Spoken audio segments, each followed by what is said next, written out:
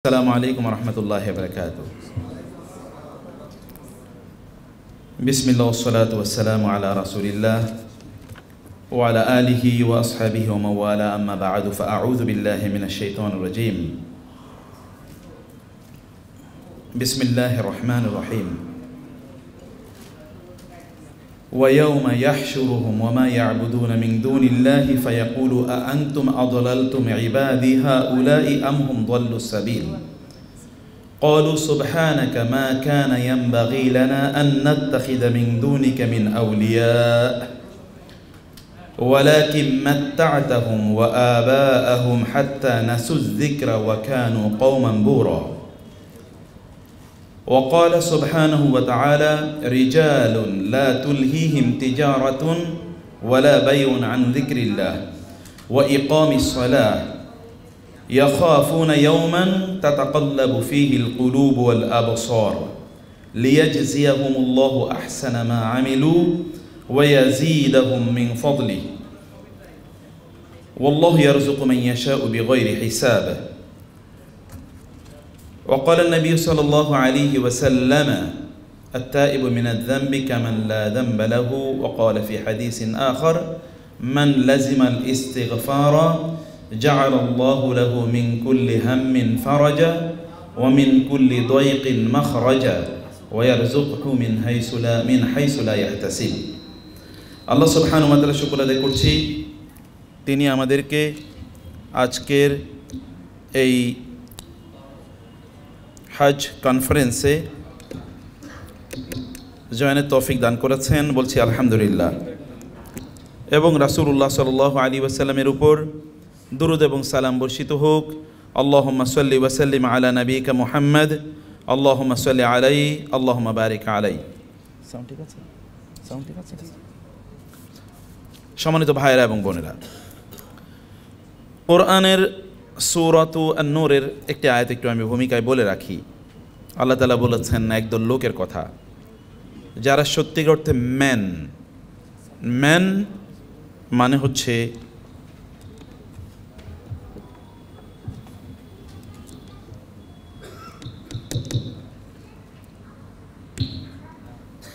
যারা সত্যিকার অর্থে মানুষ, পুরুষ অথবা নারী, this people are real man. এরা সত্যিকার অর্থে মানুষেরা, কেবল দুই পা এবং দুই হাত বিশিষ্ট মানুষই এরা নয়। এদের মধ্যে মনুষ্যত্ব আছে, মানবিক মূল্যবোধ আছে, পার্সোনালিটি, ব্যক্তিত্ব আছে, আইডেন্টিটি আছে। এই সকল ব্যক্তিদের ডেফিনেশন আল্লাহ সুবহানাহু ওয়া তাআলা দিলেন। বলেন যে রিজালুন, একদল লোক আছে এরকম, লা তুলহিহিম তিজারাতুন ওয়ালা বাইউন আন যিকরিল্লাহ, কোনো ব্যবসায়িক ব্যস্ততা এবং অন্য কোনো ধরনের প্রফেশন, প্রি অকুপেশন তাদেরকে আল্লাহ সুবহানাহু ওয়া তাআলা এর জিকির থেকে বিরত রাখতে পারে না। যত ধরনের এঙ্গেজমেন্টই তাদের থাকুক না কেন, যত ব্যস্ততাই তাদের মাঝে থাকুক না কেন, যত ধরনের কনসার্ন, উদ্বেগ, উৎকণ্ঠা তাদের থাকুক না কেন, কোনো কিছুই আল্লাহর জিকির থেকে তাদেরকে দূরে রাখতে পারে না। ওয়া ইকামিস সালাহ, এবং নামাজ আদায় করা, যাকাত আদায় করা, এগুলো থেকে তাদেরকে দূরে রাখতে পারে না। বরং তারা ইয়াখাফুনা ইয়াওমান তাতাকাল্লাবু ফিহিল কুলুব ওয়াল আবসার, তারা এমন একটি দিনকে তারা ভয় করে যেই দিন মানুষের চোখগুলো এবং তাদের অন্তরগুলো উল্টে যাবে, স্বাভাবিক অবস্থা থাকবে না, চোখ ছানা বড় হয়ে যাবে, বিশাল বিশাল চোখ করে তাকাবে, অন্তরে কোনো স্থিরতা থাকবে না, অস্থির থাকবে অন্তর, মনে হচ্ছে যেন হার্টবিট এমন বাড়বে যে কোনো সময় হার্ট ফেল করতে পারে। এরকম একটি ভয়াবহ দিনের অপেক্ষায়, বরং ওই দিনের প্রস্তুতিতে তারা তাদের নিজেদেরকে ব্যস্ত রাখে। এবং আল্লাহ সুবহানাহু ওয়া তাআলা বললেন এই জাতীয় ব্যক্তিদের তাদের অবস্থা হলো আল্লাহ সুবহানাহু ওয়া তাআলা লিয়াজজিয়াহুমুল্লাহু আহসানা মা আমিলু ওয়া ইয়াজিদাহুম মিন ফাদলি আল্লাহু ইয়ারযুকু মান ইয়াশাউ বিগাইরি হিসাব। এদের তিন ধরনের পুরস্কার আল্লাহ তাআলা দেবেন। পুরস্কারের কথা আমি একটু পরে বলছি, তার আগে বলছি যে হোয়াট ইজ দ্য জিকির অর রিমেম্ব্রেন্স অফ আল্লাহ। আল্লাহর জিকির মানে কি? আল্লাহর স্মরণ মানে কি? আল্লাহ সুবহানাহু ওয়া তাআলার স্মরণ মানে হচ্ছে আপনি যেই কাজটি করেন না কেন, ইউ ডু ইট ফর আল্লাহ। আপনি এটি আল্লাহ সুবহানাহু ওয়া তাআলা সন্তুষ্টির জন্য করছেন। এটি যদি নামাজ হয়, এটি যদি রোজা হয়, এটি যদি হাজ হয়, এটি যদি জাকাত হয়, যদি আল্লাহর সন্তুষ্টির জন্য না হয়, সেখানে যদি আল্লাহর জিকির না থাকে, তাহলে এটা ইবাদত হবে না। আবার যদি এটা ব্যবসা বাণিজ্য হয়, সেখানে যদি আল্লাহ সুবহানাহু ওয়া তাআলার জিকির থাকে, তাহলে সেটা কি হবে? ইবাদত হবে। এখন what is the meaning of জিকির অফ আল্লাহ? আল্লাহ সুবহানাহু ওয়া তাআলার জিকিরের মানে কি? আল্লাহর জিকিরের মানে হচ্ছে এই কাজটি যখন আপনি করছেন, তখন আপনি আল্লাহ সুবহানাহু ওয়া তাআলার দেয়া বিধান অনুসারে আপনি কাজটি করছেন এবং আল্লাহর সন্তুষ্টির জন্য আপনি কাজটি করছেন। এমনকি আপনি যদি নামাজও পড়েন আল্লাহর সন্তুষ্টির জন্যে নয়, এটি অন্য কারোর জন্যে, তাহলে এটা শিরক হয়ে যায়। আবার আপনি যদি সাধারণ যে কোনো কাজ করেন, সেটা যদি আল্লাহ সন্তুষ্টির জন্য করেন, তাহলে সেটি ইবাদত হয়ে যায়। আল্লাহ সুবহানাহু ওয়া তাআলার জিকির মানে হচ্ছে আল্লাহ সুবহানাহু ওয়া তাআলাকে সদা সর্বদা আপনার চিন্তায় রাখা, তাকে সামনে রাখা, তার উদ্দেশ্যে কোনো কাজ সম্পাদন করা। এবং আল্লাহ সুবহানাহু ওয়া তাআলার জিকির এটি আমাদের অন্তরে সবচেয়ে বেশি গ্রথিত এবং প্রথিত হয় কখন জানেন? এটি হচ্ছে হজের সময়।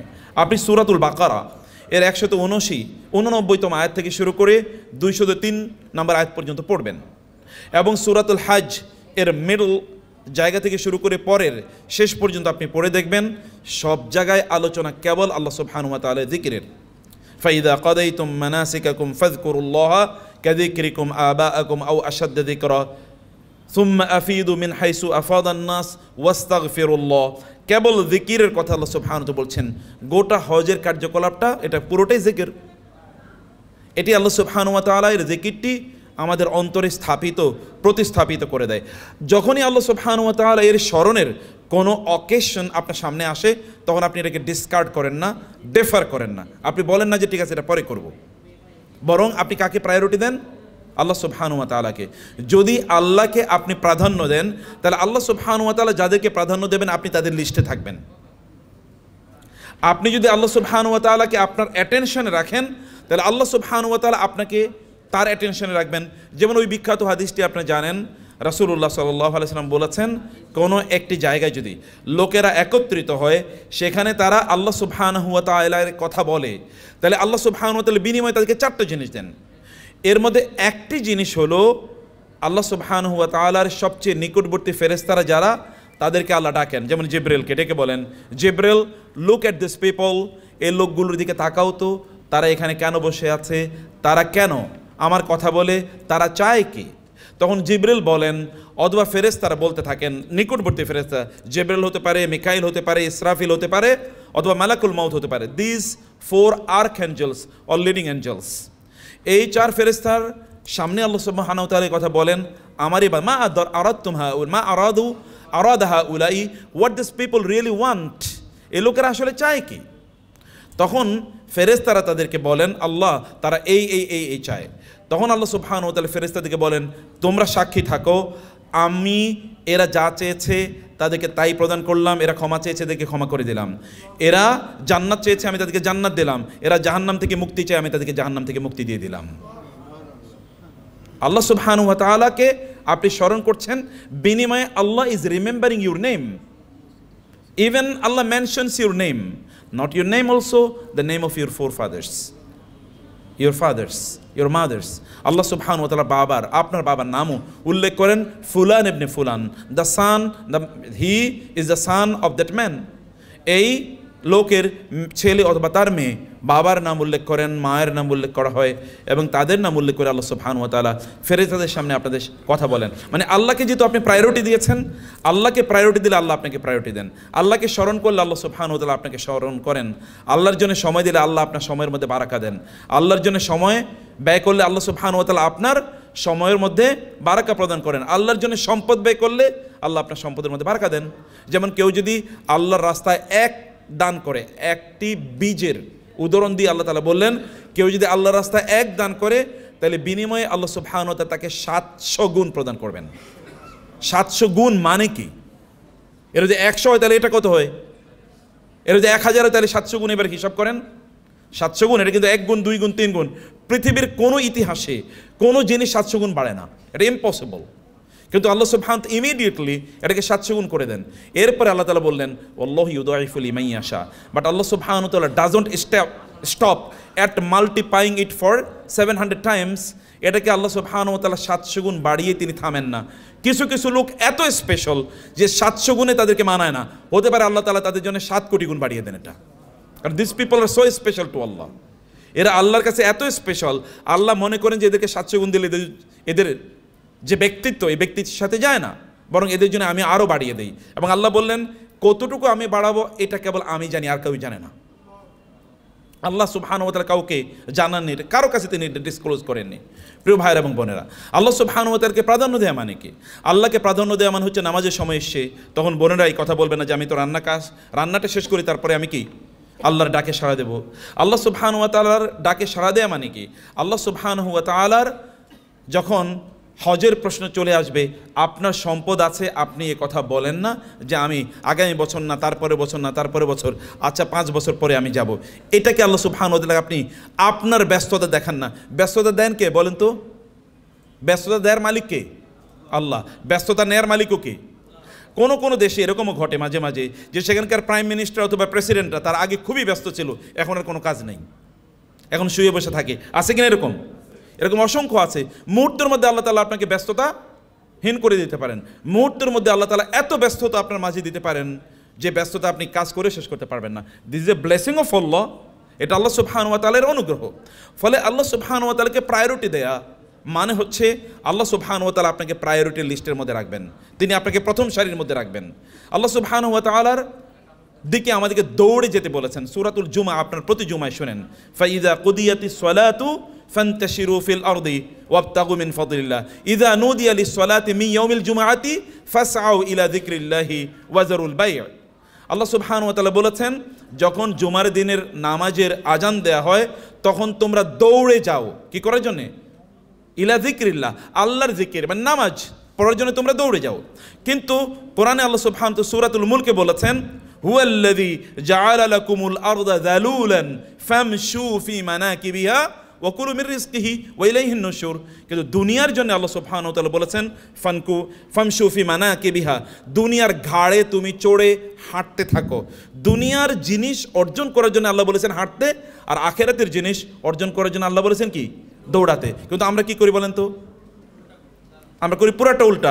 দুনিয়ার জন্য দৌড়াই, আখিরাতের জন্য হাঁটি। অথবা ইন সাম কেসেস আখিরাতের জন্য আমরা হাঁটিও না, বরং আমরা ওইখানে একেবারে স্ট্যাগনেন্ট, আমরা বরং ওইখানে বদ্ধ হয়ে বসে থাকি। আল্লাহ সুবহানাহু ওয়া তাআলা যা বলেছেন তার বিপরীত কাজ আমরা করি। অথবা এইখানে এই আয়াতে আল্লাহ সুবহানাহু ওয়া তাআলা বললেন যারা আল্লাহর দিকে দৌড়ায়, আল্লাহর ডাক এসেছে, তখন সে আল্লাহকে ব্যস্ততা দেখায় না। যিনি আপনাকে ব্যস্ততা দিয়েছেন, যিনি আপনাকে সম্পদ দিয়েছেন, তাকে আপনি ব্যস্ততা দেখান না।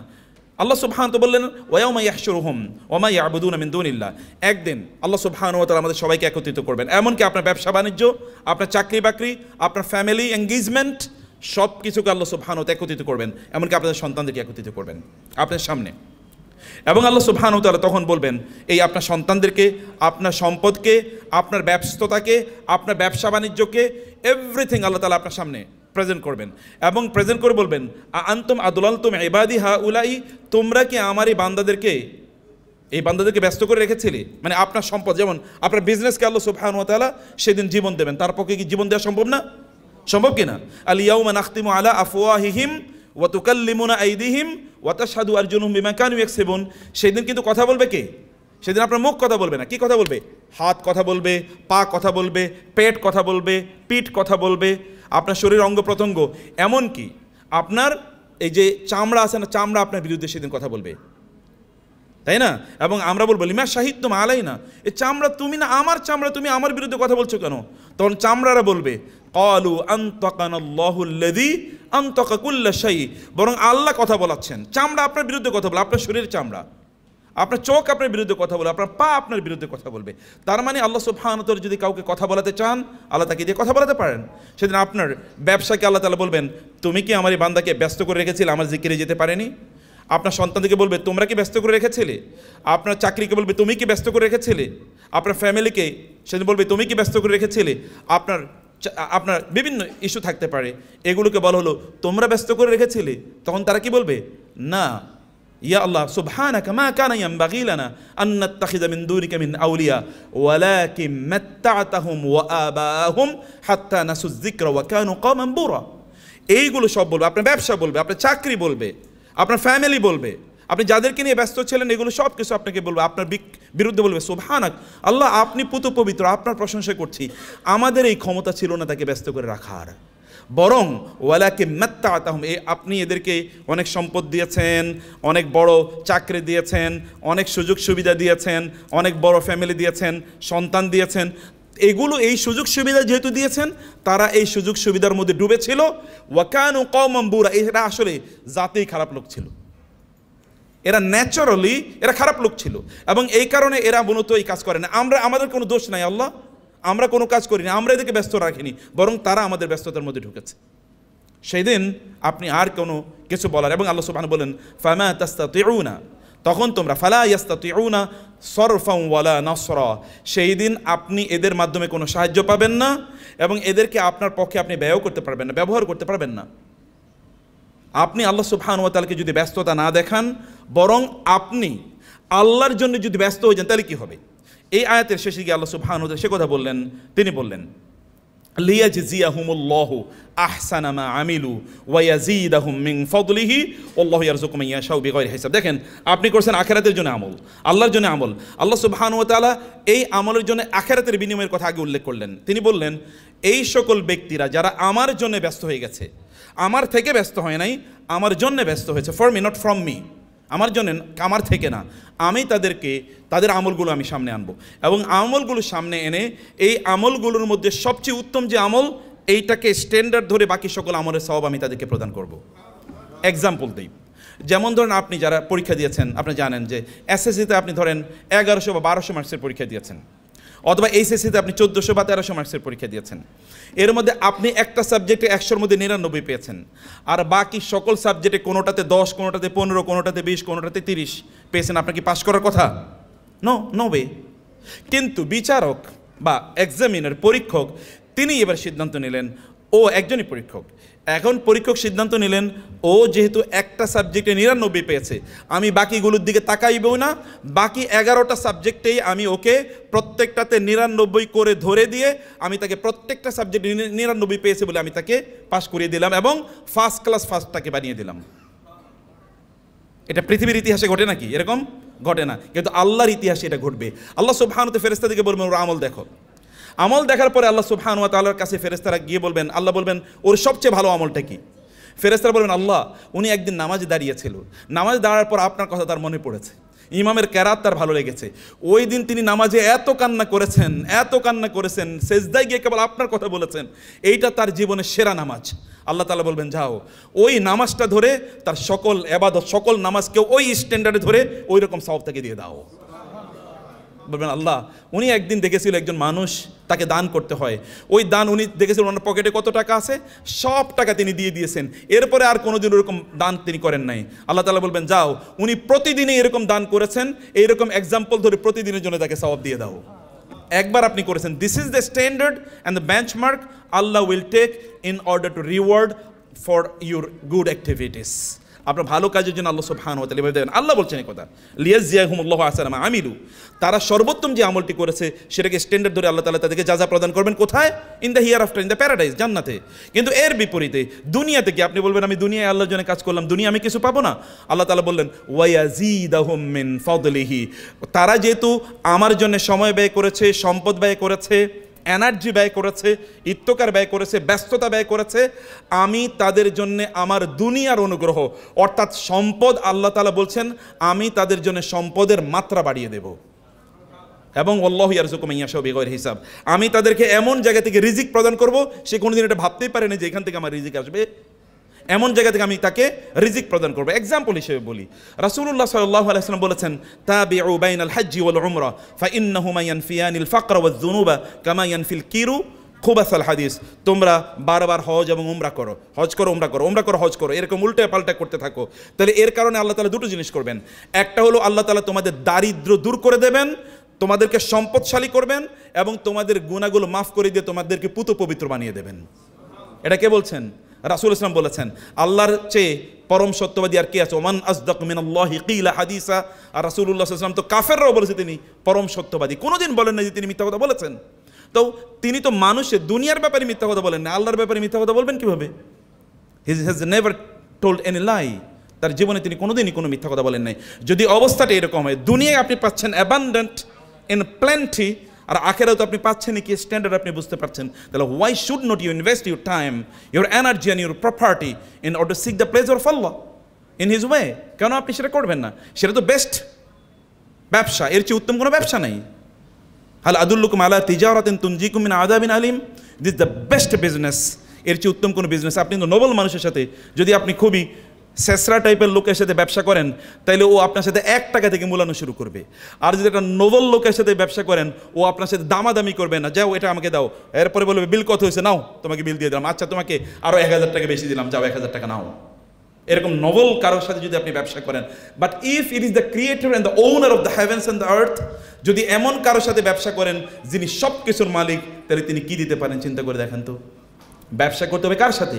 আল্লাহ সুবহানাহুর সাথে। এটা 1 নম্বর কথা আমি বলছি সম্মানিত ভাইয়েরা এবং বোনেরা। 2 নম্বরে আল্লাহ সুবহানাহু ওয়া তাআলা তিনি আমাদেরকে জানিয়ে দিয়েছেন, আল্লাহ সুবহান সূরাতুন নূহ, আপনারা এই সূরা নিশ্চয়ই পড়েন, আমার খুবই প্রিয় সূরার মধ্যে একটা। নূহ আলাইহিস সালাম আমার জন্য বিশাল বড় এক্সাম্পল। 950 বছর পর্যন্ত দাওয়াত দিয়েছে, অধিকাংশ লোকই ইসলাম গ্রহণ করে নাই, কিন্তু কি পরম ধৈর্য ধরে তিনি দাওয়াত দিয়ে গিয়েছেন বলেন তো। আপনি তো ছেলে মেয়েদেরকে এই ফজরের নামাজে উঠো, উঠবি নাকি লাঠি নিয়ে আসবো, দ্বিতীয় শব্দই কি, উঠবি নাকি লাঠি, একেবারে এদের রক্তই খারাপ। কোনটা যেরকম এই রক্তই খারাপ হয়ে গেলেন, ডাকতে ডাকতে আমার জীবন গেল, তাই না? আপনারা কিন্তু 3 নম্বরে ওইখানে চলে যান। প্রথমে বাবা উঠো, তুই উঠবি নাকি অন্য কিছু করব আমি, 2 নম্বরে তুই। কিন্তু আল্লাহ রাসূল নূহ আলাইহিস সালাম 950 বছর পর্যন্ত দাওয়াত দিল কিভাবে? Believe me, I really Cry যখন আমি সূরা পড়ি। কেমনে দাওয়াত দিল? একই লোক কতবার বলছেন বলেন তো, কয়টা লোক বলেই গেছেন। এই সূরাতে একটা অসাধারণ একটা ইস্যু আছে, সেটা হচ্ছে আল্লাহ তাআলা বলছেন, নূহ আলাইহিস সালাম বললেন, ফাকুলতু আস্তাগফিরু রাব্বাকুম ইন্নাহু কানা গাফফারা। আমি তোমাদেরকে বললাম তোমরা আল্লাহর কাছে তওবা করো, ইস্তেগফার করো, আল্লাহর কাছে ক্ষমা চাও, ইস্তেগফার করো। ইন্নাহু কানা গাফফারা, তিনি ক্ষমা করে দেবেন। এবং এরপরে কি ক্ষমা করবেন? ভালো কথা শুনলাম। এরপরে তিনি বলছেন, ইউরসিলিস সামা আলাইকুম মিদরারা ওয়া ইউমদিদকুম বিআমওয়ালিন ওয়া বানিনা ওয়া ইয়াজআল লাকুম জান্নাতিন ওয়া ইয়াজআল লাকুম আনহারা। 5টা জিনিস করতে হবে। কি? ইস্তেগফার, আল্লাহ ক্ষমা করে দাও, আল্লাহ ক্ষমা করে দাও। এটা কিন্তু ওই যে আপনি মজুদদারি করলেন, 2 নম্বর জিনিস বেচলেন, আর কেবল সুবহানাল্লাহ সুবহানাল্লাহ সুবহানাল্লাহ সুবহানাল্লাহ সুবহানাল্লাহ সুবহানাল্লাহ আস্তাগফিরুল্লাহ আস্তাগফিরুল্লাহ আস্তাগফিরুল্লাহ, এরকম না। ওই আস্তাগফিরুল্লাহ পড়ার জন্য আরেকবার আস্তাগফিরুল্লাহ পড়া দরকার। যে মিয়া তুমি এরকম আস্তাগফিরুল্লাহ পড়ছো, এই কারণে আল্লাহর কাছে ক্ষমা চাও যে আমি সরি, এভাবে আস্তাগফিরুল্লাহ বলছি, আস্তাগফিরুল্লাহ দরকার। এটা এরকম না, বরং আপনি একেবারে গভীর থেকে, অন্তর গভীর থেকে, আপনি গভীর উপলব্ধি থেকে আপনি কি বললেন? আস্তাগফিরুল্লাহ। আপনি বলেন আস্তাগফিরুল্লাহ ওয়া আতুবু ইলাইহি, আল্লাহ আপনি আমাকে ক্ষমা করে দেন, আল্লাহ আপনি আমাকে ক্ষমা করে দেন। মনে রাখবেন, মানুষ কেবল গুনার কারণে ইস্তেগফার করে না। আচ্ছা, রাসূল সাল্লাল্লাহু আলাইহি ওয়াসাল্লাম ডেইলি কতবার ইস্তেগফার করতেন বলেন তো? 70 বার। আরেক হাদিস অনুসারে কয়বার? 100 বার। তার মানে সারাদিন কেবল গুনাহই করতো, নাহলে এত ইস্তেগফার করে কেন? তাই না? তার মানে ইস্তেগফার কেবল গুনার ইস্যু নয়, এটা আরো অনেক ইস্যু আছে। কি ইস্যু আমি বিষয়ে বলতেছি। 2 নম্বর বিষয় হলো যে রাসূলুল্লাহ সাল্লাল্লাহু আলাইহি ওয়াসাল্লামের কথা নাইলে আমরা বাধা দিলাম। তিনি তো ইবাদতের জন্য এক্সাম্পল, মানে তিনি তো এরকম করবেনই, সব ইবাদত তিনি করবেন। ওকে, ভালো। আমরা নামাজ পড়ার পরে সালাম ফেরানোর পরে কি করি বলেন তো? আস্তাগফিরুল্লাহ আস্তাগফিরুল্লাহ আস্তাগফিরুল্লাহ। আল্লাহ নামাজ পড়ছি, খুব খারাপ কাজ করছি, এ কারণে তুমি মাফ করে দাও, আস্তাগফিরুল্লাহ, নাকি? তো নামাজ পড়ার পরে আপনি আস্তাগফিরুল্লাহ বলবেন কেন? আপনি বলবেন আলহামদুলিল্লাহ যে আমি ভালো কাজ করেছি। এবার হজের জায়গায় আসেন। আল্লাহ সুবহানাহু বলেন, ফাইদা আফাদতুম মিন আরাফাতিন সুম্মা আফিদু মিন হাইসু আফাদান নাস ওয়াস্তাগফিরুল্লাহ।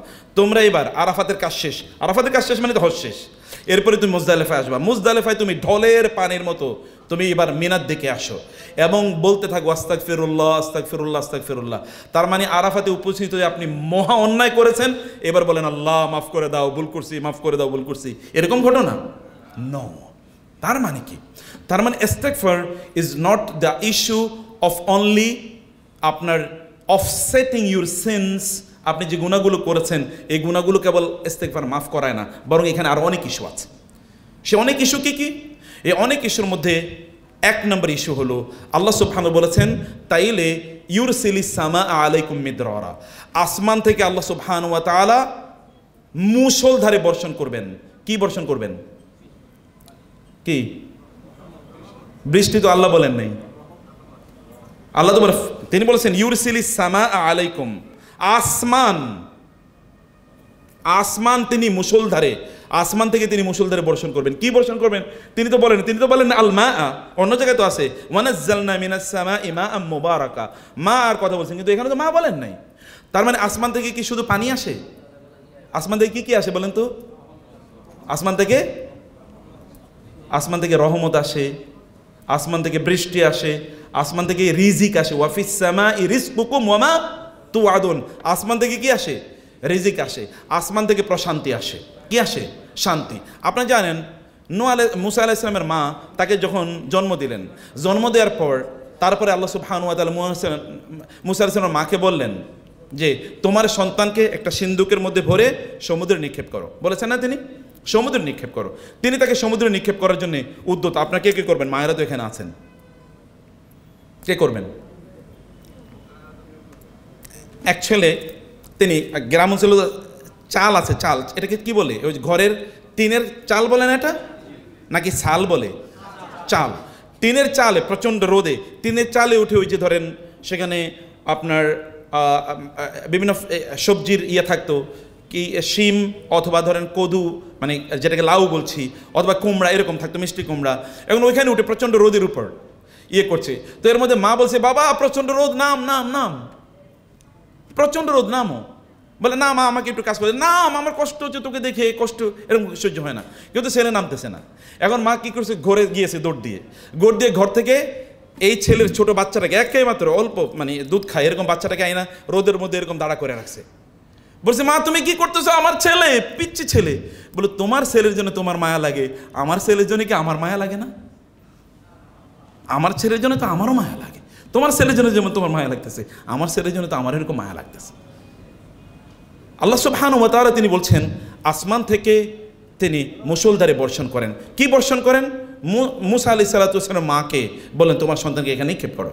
মুসা আলাইহিস সালাতু ওয়াস সালামের মা তার সন্তানকে নিক্ষেপ করার জন্য তার মনের মধ্যে যে শান্তি প্রশান্তি নিশ্চয়তা তৈরি হবে, এই নিশ্চয়তা আসে কিসের কারণে জানেন? ইস্তিগফারের কারণে। আসমান থেকে এটা আসে, আসমান থেকে এইটা আসে।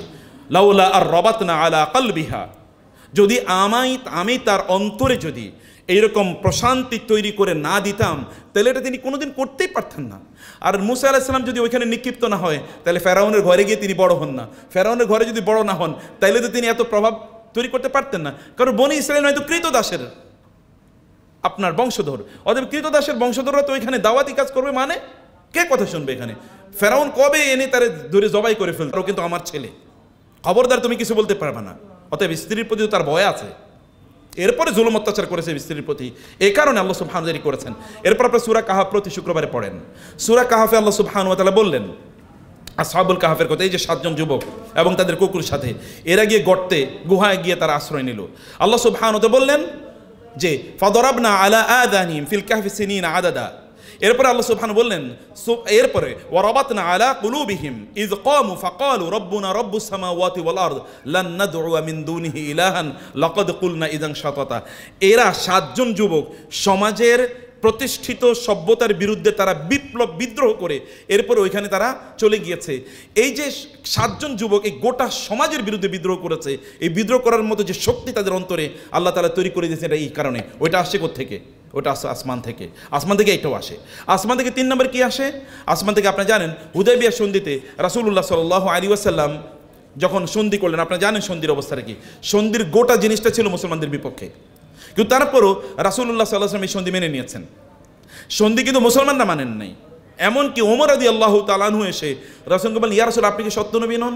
ইসলাম কি সত্য ধর্ম নয়? তাহলে আমরা কেন এরকম চুক্তি করছি? তিনি আবু বকরের কাছে দৌড়ে যান, আবু বকর আপনি কিছু বলছেন না কেন?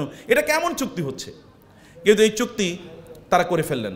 এখান থেকে তারা চলে গেলেন কোথায়? এখন চুক্তি শেষ, কোনো সাহাবী কিন্তু রাসূলের সাথে কথাবার্তা বলছেন না, তাদের মন খুবই খারাপ, তারা চলে যাচ্ছেন।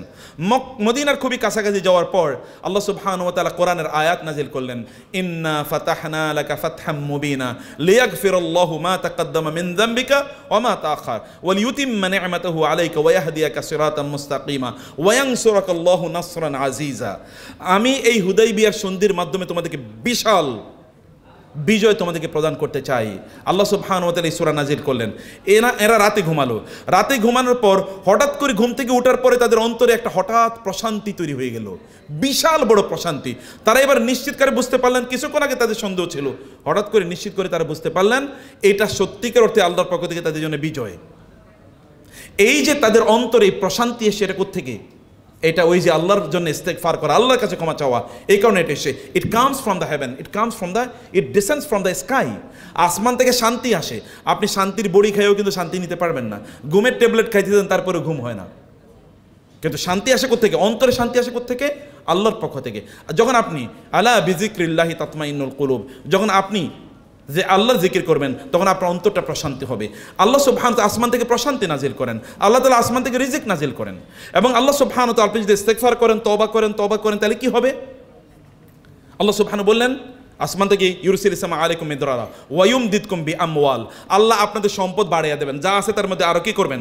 এক্সটেনশন, আরো ব্যাপক পরিমাণ সম্পদ আপনাকে আল্লাহ সুবহানাহু ওয়া তাআলা প্রদান করবেন।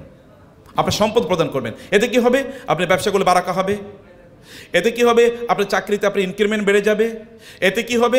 আপনার যতটুকু আছে অতটুকুই আল্লাহ সুবহানাহু ওয়া তাআলা আপনার জন্য সাফিসিয়েন্ট করবেন। এমন কোনো বিপদ আল্লাহ তাআলা আপনাকে দেবেন না যে বিপদটা আপনি কি এটা ওভারকাম করার মতো আপনার কোনো অর্থ নাই, টাকা পয়সা নাই, আপনার কোনো লোন নেওয়া লাগবে না, ঋণ করা লাগবে না, মানুষের কাছে গিয়ে ভিক্ষুকের মতো দাঁড়িয়ে থাকতে হবে না। লোন যদি থেকে থাকে এটা রিপেমেন্টের জন্য আপনার কোনো টেনশন থাকবে না।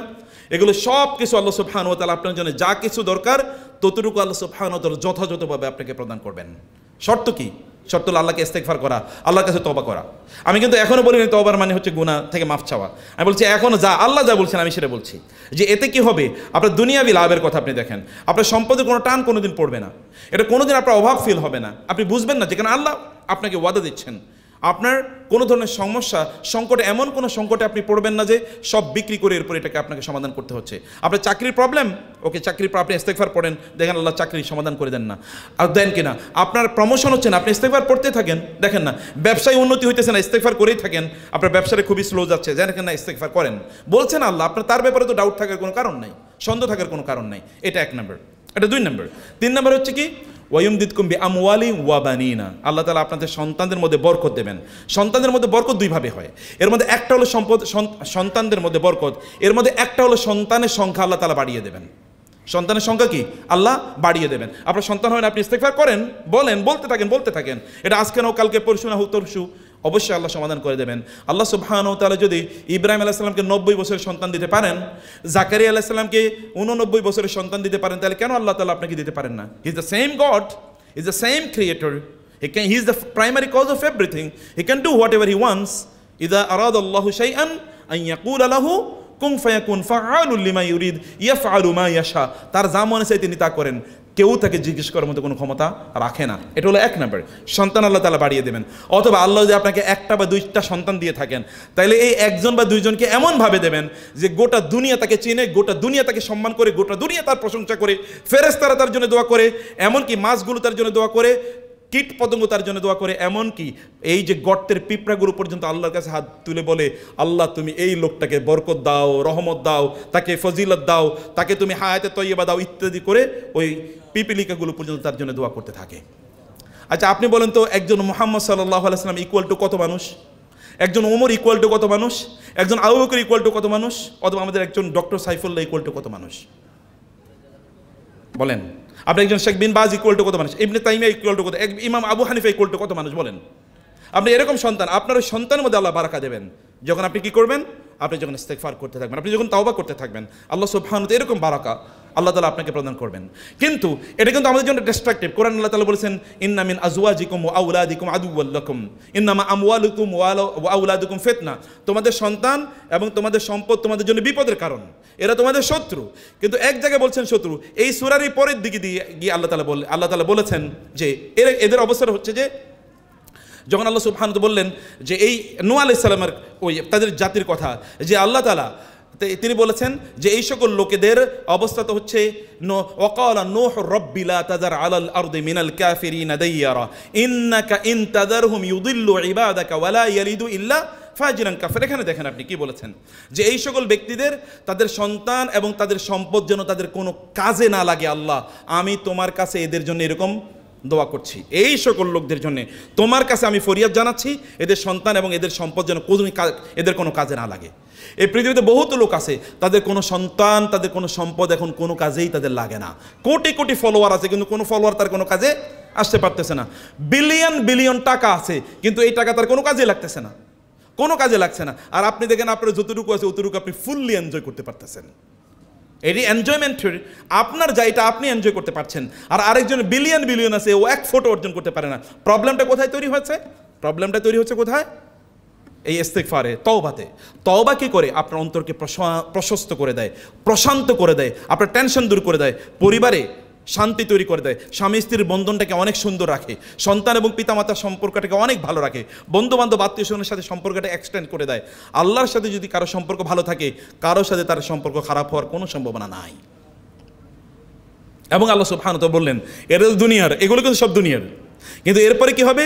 আল্লাহ সুবহানাহু বলেন ওয়াজআল লাকুম জান্নাতিন ওয়াজআল লাকুম আনহারা।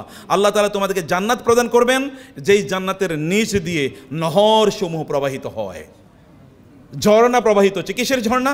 দুধের ঝর্ণা, অথবা সেখানে আপনার বিভিন্ন ধরনের জুসের, ফ্রুটসের জুসের ঝর্ণা সেখানে, অথবা সেখানে আপনার এই পানির স্বচ্ছ পানির ঝর্ণা, অথবা সেখানে কখনো মধুর ঝর্ণা, কখনো সেখানে শারাবের ঝর্ণা, এগুলো সব বইতে থাকবে। এবং আপনার মতো করে আপনি হতে পারে যে আপনার কাছে 70,000 কাপস অফ জুস নিয়ে কোনো এরকম বিশাল বড় বহর এসে দাঁড়িয়ে বলবে, স্যার ম্যাডাম এটা আপনার জন্য জুস। আপনি দেখবেন 70,000 পেয়ালা, 70,000 পেয়ালা খাবেন কখন? কিন্তু আপনি খাইতে থাকবেন, খাইতে থাকবেন, খাইতে থাকবেন, খাইতে থাকবেন, 70,000 ফিনিশড, কিন্তু পেটে আপনি দেখবেন কি কোনো টেনশন নেই। কারণ খেয়েছেন, হঠাৎ করে এই যে কপালে এখানে এক ফোঁটা ঘাম, এটা হচ্ছে ইয়ের মতো, ওই যে ডায়মন্ডের মতো চিক চিক করতে থাকবে এক ফোঁটা ঘাম। এই এক ফোঁটা ঘাম এখানে বের হয়েছে, সাথে সাথে পেটের সব হজম হয়ে গেছে। এবার আপনি বলবেন আরো 70,000 নিয়ে আসো, আমি আবার খাবো। দিস ইজ দ্য প্রিপারেশন আল্লাহ সুবহানাহু ওয়া তাআলা ইজ মেকিং ফর ইউ।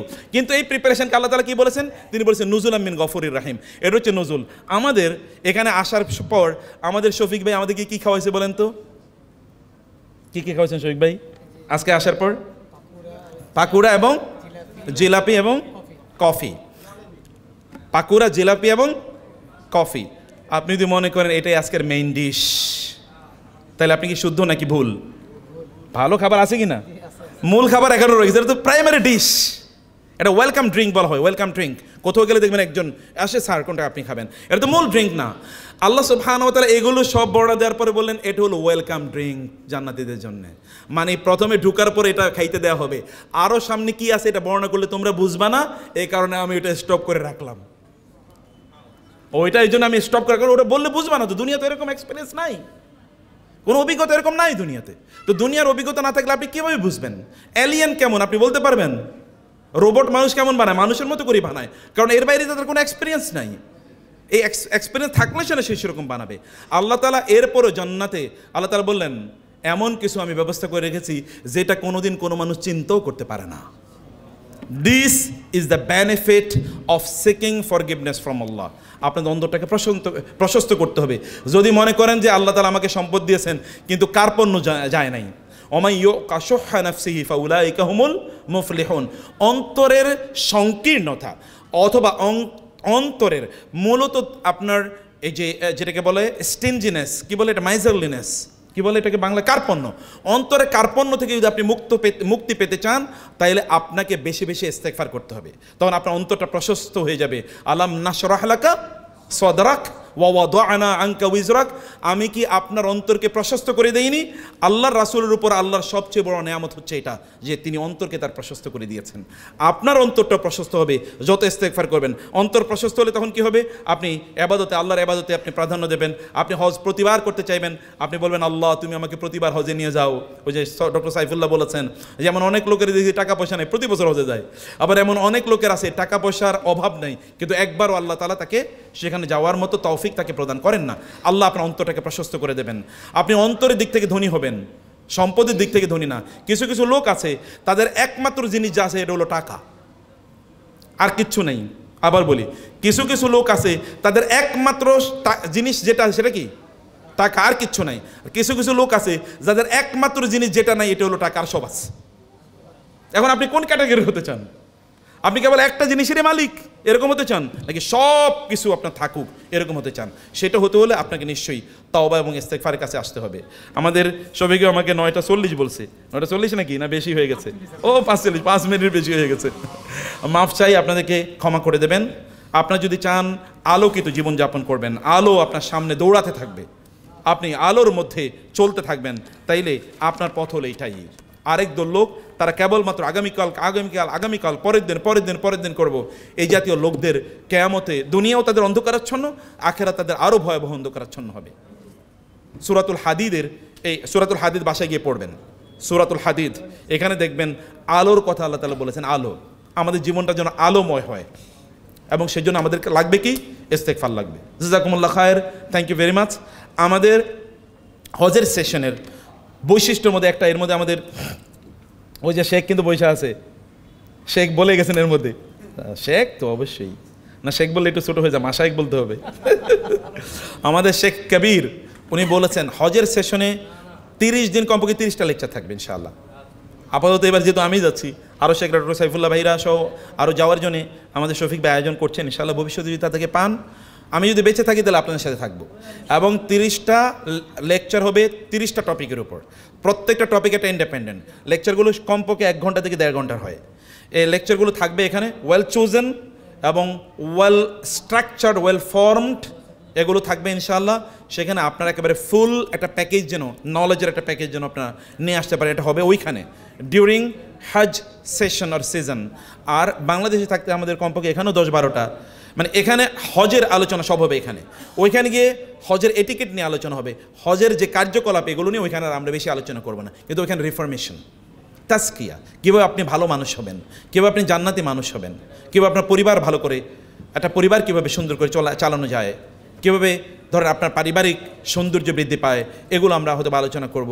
আমাদের অন্তরটা কীভাবে পরিশুদ্ধ করবো সেটা আলোচনা করবো। আমাদের আকীদা কেমন হওয়া দরকার, আমাদের আখলাক কেমন হওয়া দরকার, আমল কেমন হওয়া দরকার, যেন এই সফরটা সফর অফ ট্রান্সফরমেশন, পরিবর্তনের যেন সফর হয়, এরকম একটা আয়োজন এই গোটা সফর জন্য আমাদের শফিক ভাই এটা করছে ইনশাআল্লাহ। I will be with you ইনশাআল্লাহ ইফ আল্লাহ সুবহানাহু ওয়া তাআলা গিভস মি টাইম এবং এনার্জি। আল্লাহ সুবহানাহু ওয়া তাআলা হায়া যদি দেয় তাহলে ইনশাআল্লাহ অবশ্যই আপনার সাথে থাকা হবে ইনশাআল্লাহ। আর আজকের এখানে আপনি এসেছেন এই জন্য সবাইকে অনেক অনেক মোবারকবাদ। আরও অনেক সেশন হবে অনলাইন অ্যান্ড অফলাইন, সেশনগুলোতে আপনি জয়েন করবেন, দেখবেন অনেক বড় আয়োজন, মানে আপনারা সংখ্যায় তুলনামূলক কম কিন্তু বিশাল বড় আয়োজন আছে। এটা ইট indicates to the broadness of the heart of the organisers. অতএব এই জন্য শফিক ভাইকে আল্লাহ সুবহানাহু ওয়া তাআলা অনেক বড় একটা হৃদয় দিয়েছেন। আমি একেবারে সামনে বলছি, পেছনে আমি একই কথা বলি, এটা ইট ইন্ডিকেটস যে এরকম, এইটা ওইখানে গেলেও আপনার পাবেন ইনশাআল্লাহ, আশা করছি ওইখানে গেলে আপনি এটা দেখতে পাবেন। জাযাকুমুল্লাহ খায়র, বারাকাল্লাহু ফিকুম। হাযা সাল্লাল্লাহু সুবহানাহু ওয়া তাআলা নবিয়ানা মুহাম্মদ ওয়া আলিহি ওয়া সাহবিহি আজমাইন। সুবহানাকাল্লাহুম্মা ওয়া বিহামদিক আশহাদু আল্লা ইলাহা ইল্লা আনতা আস্তাগফিরুকা ওয়া আতুবু ইলাইক। ওয়াসসালামু আলাইকুম ওয়া রাহমাতুল্লাহি ওয়া বারাকাতুহু।